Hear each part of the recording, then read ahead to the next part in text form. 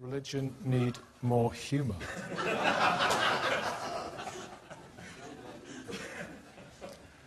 Next Sunday we're back from Media City in Salford with a special debate on the British Empire. Should we be proud of it?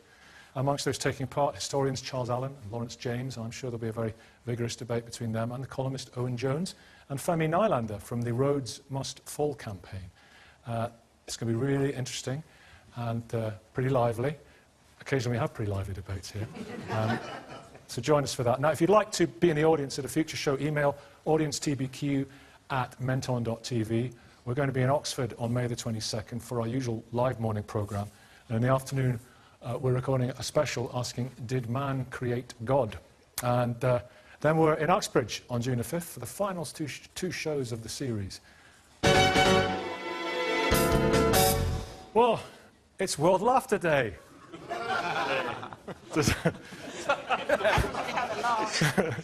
Where would you be without a laugh? Here. It's designed to foster brotherhood and friendship through laughing together. They're not laughing in Leamington Spa, where a local vicar has been pilloried for wanting to raise money by showing the life of Brian in the church. In Britain, we have a long tradition of taking the mickey out of religion or religious characters, from Anthony Trollope's ghastly Mr. Slope to Father Ted. Clerics have always been good for a laugh, poking fun at some religious can be life-threatening, as we've seen in Pakistan with its blasphemy laws, or France and Denmark over cartoons of Muhammad, Islam's prophet. Does laughing at something necessarily equate with mockery?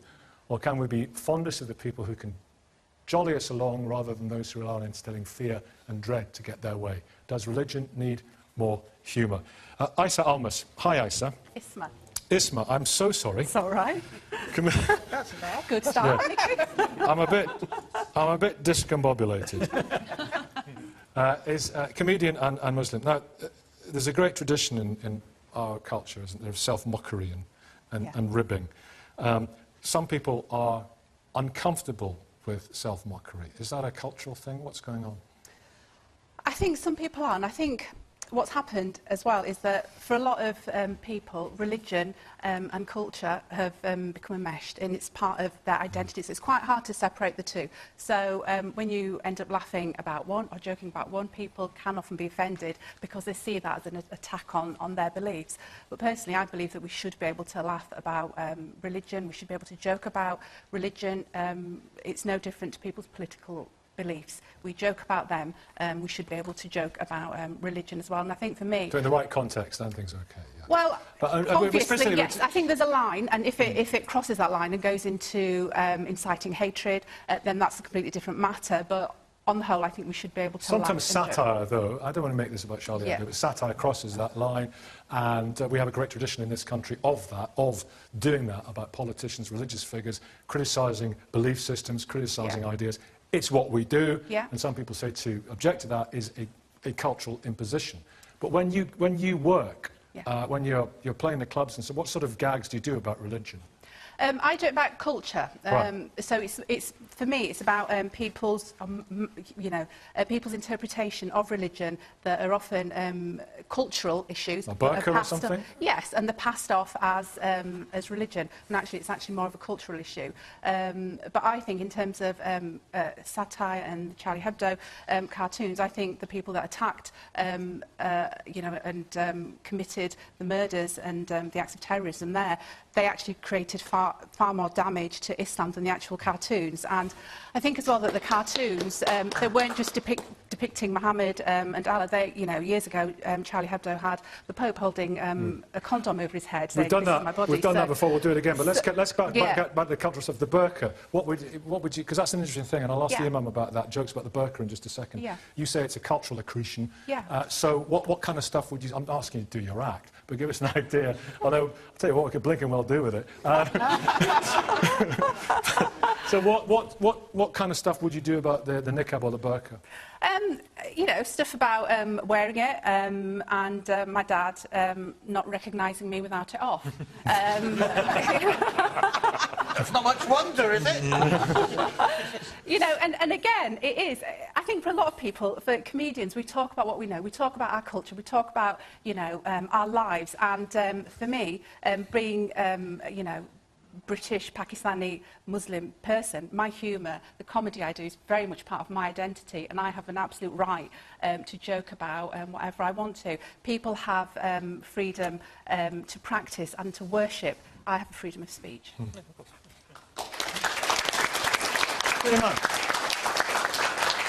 Welcome back. What about jokes about the burqa and the niqab? Is that acceptable to you? Well, look, as a general rule, every nation has their red lines. And for Muslims, God, his prophets and his books. That's a red line. If you make fun of that, mock that, Right. we are going to be offended. So lots of people are offended by lots of things. But let me the niqab itself, is that okay?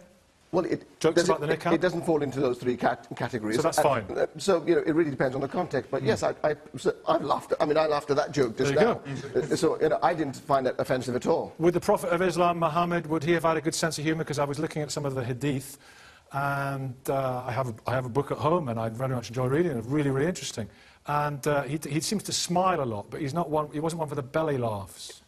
No, he had a great sense of humour. Did he? Can you give us some examples?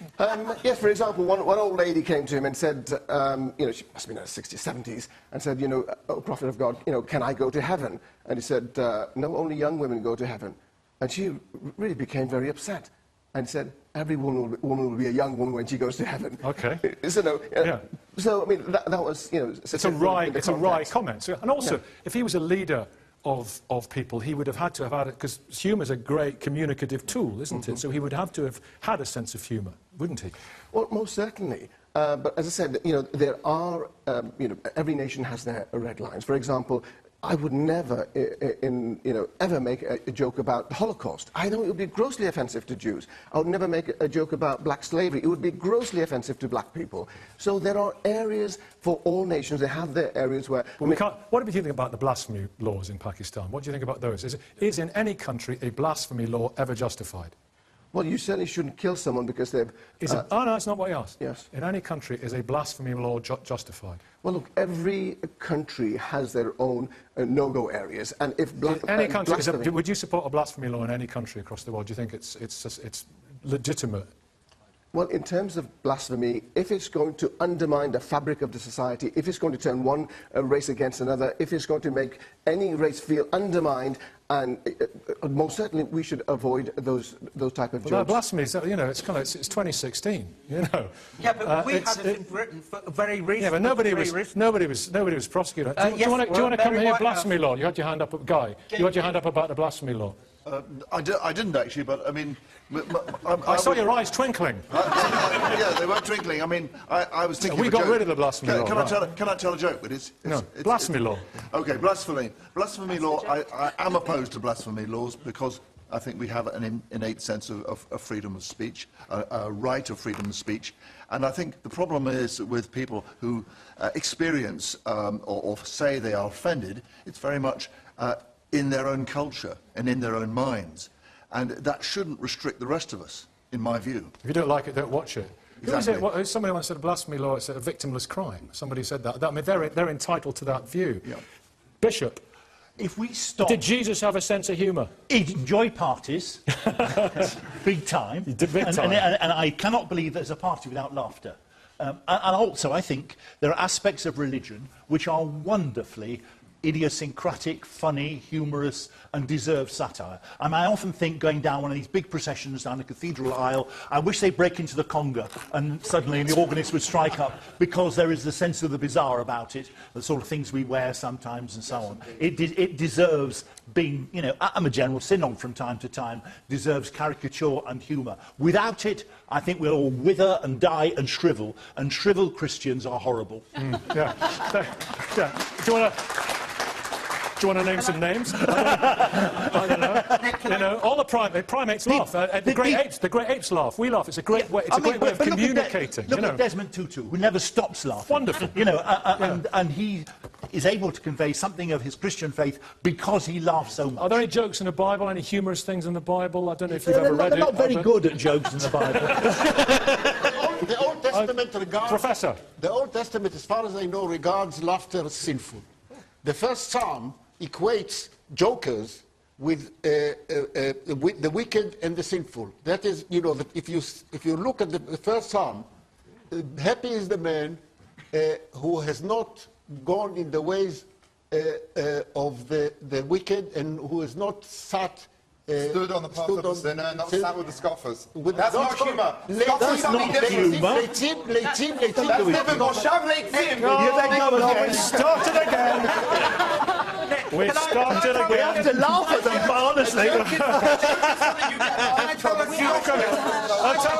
Tony, go on, Tony. Yeah. I'll tell a Jewish joke, and it probably applies to my Jewish comrades over there. There was a child. He was brought before court, and he was accused of murder of both of his parents. And he fell on the mercy of the court, and he said, "Please do not sentence me to death, because I am now an orphan." And I think that is really well, nobody what laughed, it's about. you see. The thing is about Jewish humour. Sorry, Dominique, if I may. The thing Can I do a Jewish joke, or is it only Jewish people? No, you can't. I love Larry David. I love Curb Your Enthusiasm. You know that scene in the Woody Allen film where his family are all Hasidic Jews, and he takes. Absolutely. But if that came from somebody else, that wouldn't. No, because it's all about what you said at the very beginning. It's about gentle humour. It's about observing things about ourselves. Victoria Wood, who we're very sad to have lost, she never sneered, and she wasn't cruel. She just looked at the idiosyncrasies in life. Now, Jewish humour is very self-deprecating. It's about, don't hit me, I'll make you laugh. You know, Jackie Mason famously said, nobody ever crossed a road when they saw 4 accountants walking towards them. And that's, you know, and that's a perfect observation. We're not a violent race. We want people to laugh. We're not a race. Tony, Christian, he's a Christian comedian. Well, a comedian that is a Christian. I think a comedian that is a Christian. Thank you. Right, okay. Right. Do you everything right today? Do you tell gags in church or whatever? What goes on there? Yeah, I mean, I do shows in comedy clubs. I also do shows in churches and other places. I think one thing that humour does do quite well is release tension, right? So we definitely need a joke today, right? Yeah, but basically... Have you got one? Well, no. I tell you what, one thing I do, with my friend Isma, we have been doing some interfaith comedy shows, and that's been quite interesting. Good, yeah. thing. Where you have different comedians from different faith groups come together and talk about their own experience, their own tradition, and look at those idiosyncrasies. And actually, there's something about that kind of common humanity that really sort of binds us together. And that is one of the beauties of humour and joy. And I think religious extremism is marked out by a complete lack of humour. Yeah, you do have... If you look at all extremes, you do sometimes detect a bit of a sense of humour of failure, don't you? Definitely. We've got to laugh at ourselves, haven't we? We've got to laugh at ourselves. Jews have, as everybody here mentioned, a great history and tradition of humour. As an Israeli comedian in the UK, I sometimes feel a little bit difficult telling jokes about being a Jew, because I don't feel that I massively identified. I'm not part of this community in a way. My identity is Israeli, my identity is Middle Eastern. So I have very few jokes that have to do with being Jewish. But this week, when I've heard that Ken Livingstone said something completely idiotic, even if maybe not anti-Semitic again, I remembered this old Jewish joke. The Jews in the shtetl come to the rabbi, and they are in complete panic. And they say, "Rabbi, Rabbi, the Cossacks are coming, the Cossacks are here." And the rabbi says, "Oh, really? What are they doing?" And the Jews say that they're raping and looting and pillaging. And the rabbi says, "Oh, the usual. I thought they've come up with something new." That's what I was thinking about Livingstone this year. John. Can I just ask Isma a question? As a female Muslim comedian, how are you viewed by your own community? When I first I think I saw you on a show or something, and I just wondered how your own community reacts to you and how you, as a woman, are accepted as a comedian. Well, in terms of my own community, they don't know. Well, they don't know. They know. Is that because you wear the burqa when you do it? But I'm sure anyone here who's spoken in public or whatever, sometimes you see your audience and you've got to cut your cloth, haven't you? You do. And you have to. You can tell sometimes when you walk on stage or you watch people coming in, you can tell what sort of audience they're going to be, and you kind of think, OK, I'm going to have to delete some of these jokes and put a few milder ones in. And I think one of the interesting things about Islam and comedy is that comedy is encouraged in Islam, but there is, as the Imam said, a fine line. You can't have offensive material, you can't have stuff that's insulting, blasphemous, which unfortunately is most of my material.